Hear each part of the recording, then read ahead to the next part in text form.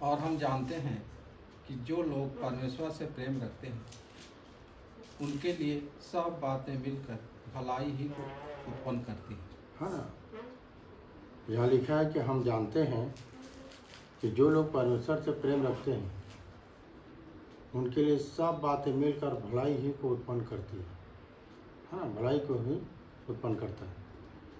कहने का मतलब ये है कि जब हम परमेश्वर से प्रेम करते हैं तो बहुत सी ऐसी बातें हैं जो हमारे लिए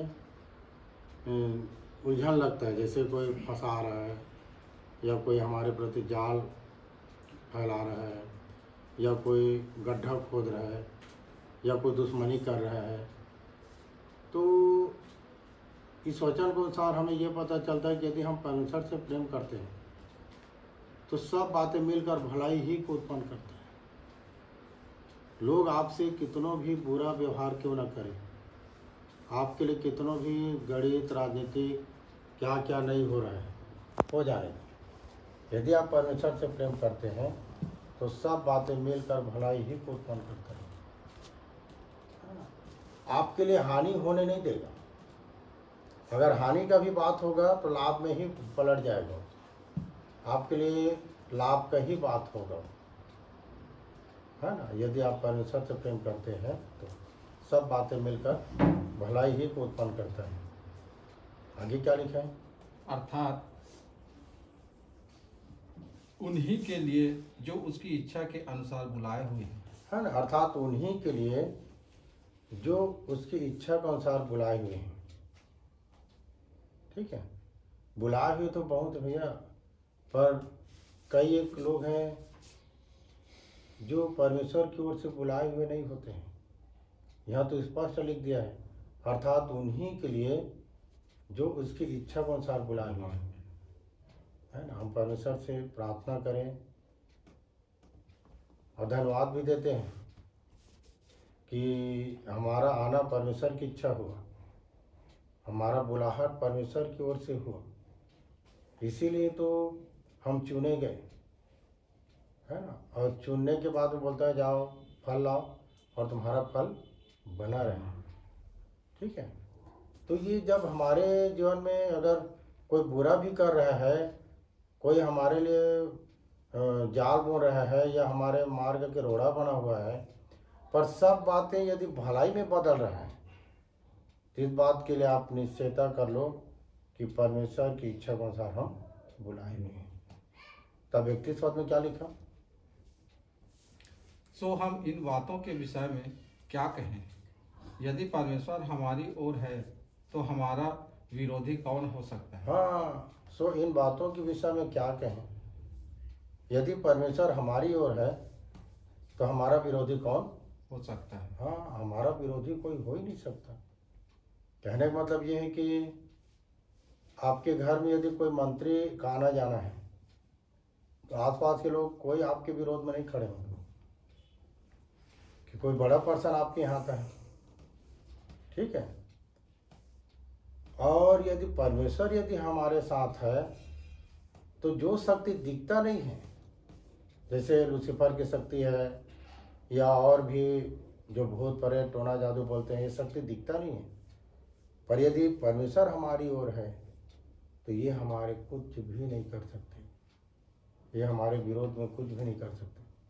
जब परमेश्वर हमारी ओर है तो हमारा विरोधी वो हमारा विरोध कोई कर ही नहीं सकता। ठीक है, और यदि विरोध हो रहा है तो आप दुआ करो कि परमेश्वर आपकी ओर है कि नहीं, क्योंकि परमेश्वर हमारे तरफ से होकर युद्ध करता है, लड़ाई करता है। उसने कहा है ना कि पलटा लेना मेरा काम है। आप सिर्फ पर चलते रहो, जब आप उसके बुलाए हुए हो तो आप उसमें बने रहो। पलटा लेने का काम तो उसका है, सारा चीज़ उसी का है। हाँ, हमें अपना दीनता नम्रता को खोना नहीं है, जो हमको मिला है हमें उसमें बने रहना है। हग्गाई 2:5 में क्या कहता है? इसी में हग्गाई 2 अध्याय के 5 पुराने नियम में।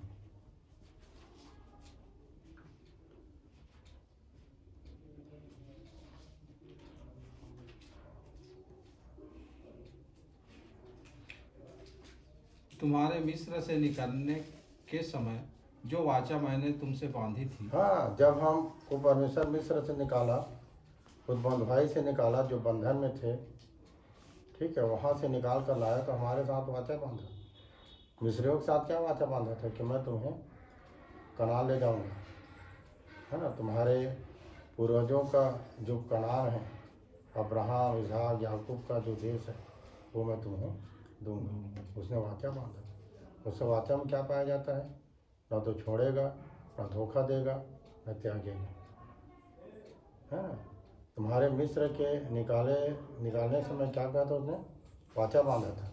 और आगे, और उसी वाचा के अनुसार मेरा आत्मा तुम्हारे बीच में बना है। हाँ, इसलिए तुम उसी मत डरो। आत्मा के अनुसार, उसी वाचा के अनुसार मेरा आत्मा तुम्हारे बीच में बना है, इसलिए तुम मत डरो। मत डरो, है ना। जब परमेश्वर हमारी ओर है तो हमारा विरोधी कौन है? ठीक है। और जो परमेश्वर से प्रेम करते हैं उनके लिए सब बातें मिलकर भलाई ही को उत्पन्न करता है। ठीक है। तो हम इन्हीं बातों में आनंदित रहें, क्योंकि हमने परमेश्वर को जान लिया है। परमेश्वर ने हमें बुलाया है, हमें एक नया राज देने के लिए, नया जीवन देने के लिए, हर चीज़ हमारे लिए नया करने के लिए बुलाया है। सब चीज़ वो नया देखता है ना। देख, मैं तुम्हारे लिए सब कुछ क्या कर देता हूँ? नया कर देता हूँ। हमारे हर चीज़ वो नया कर देता है, पर हमें बने रहना है, उसकी बुलाहट को हमें समझना है, उस प्रेम को जो हम करते हैं, जिसके चलते हमारे लिए सपोर्ट करता है, प्रोटेक्ट करता है, रक्षा करता है ना, और अपना वाचा पूरा करता है।